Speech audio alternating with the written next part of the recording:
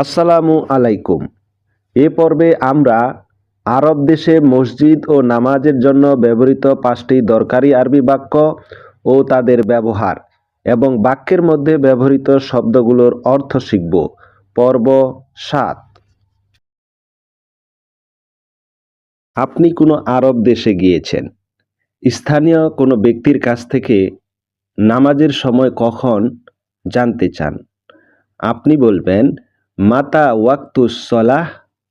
মাতা ওয়াক্তুস সলাহ, নামাজের সময় কখন। স্থানীয় ব্যক্তি নামাজের সময় কখন আপনাকে বলবেন। মাতা মানে কখন, ওয়াক্ত মানে সময়, আর সলাহ মানে নামাজ। মাতা ওয়াক্তুস সলাহ, নামাজের সময় কখন। স্থানীয় ব্যক্তির কাছ থেকে আপনি নামাজের সময় শুনলেন। এখন আপনি জানতে চান মসজিদ কোথায়। আপনি বলবেন আইনাল মসজিদ। আইনাল মসজিদ, মসজিদ কোথায়। স্থানীয় ব্যক্তি আপনাকে দেখিয়ে দিবে ওই সামনে, ডান দিকে বা বাম দিকে। আইনা মানে কোথায়, আল মসজিদ মানে মসজিদ। আইনাল মসজিদ, মসজিদ কোথায়। আপনি মসজিদে এসেছেন, এখন অজু কোথায় করবেন জানতে চান। আপনি বলবেন আইনা মাকানুল উদু। আইনা মাকানুল উদু, অজুর জায়গা কোথায়।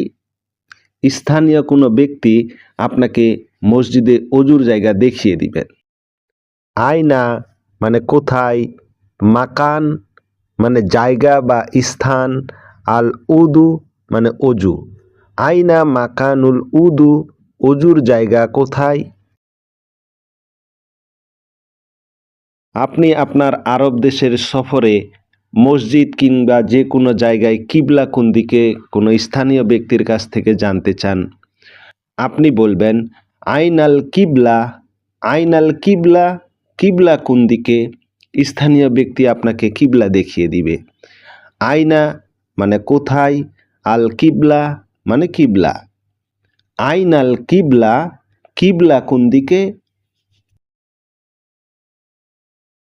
আপনার সাথে কোনো মহিলা আছেন, আপনার মা, বোন কিংবা স্ত্রী। আপনি মহিলাদের নামাজের জায়গা কোথায় জানতে চান। আপনি বলবেন আইনা মুসাল্লান নিসা। আইনা মুসাল্লান নিসা, মহিলাদের নামাজের জায়গা কোথায়। স্থানীয় ব্যক্তি আপনাকে মহিলাদের নামাজের জায়গা দেখিয়ে দিবেন। আইনা মানে কোথায়, মুসল্লাহ মানে নামাজের জায়গা, আন নিসা মানে মহিলাদের। আইনা মুসাল্লান নিসা, মহিলাদের নামাজের জায়গা কোথায়।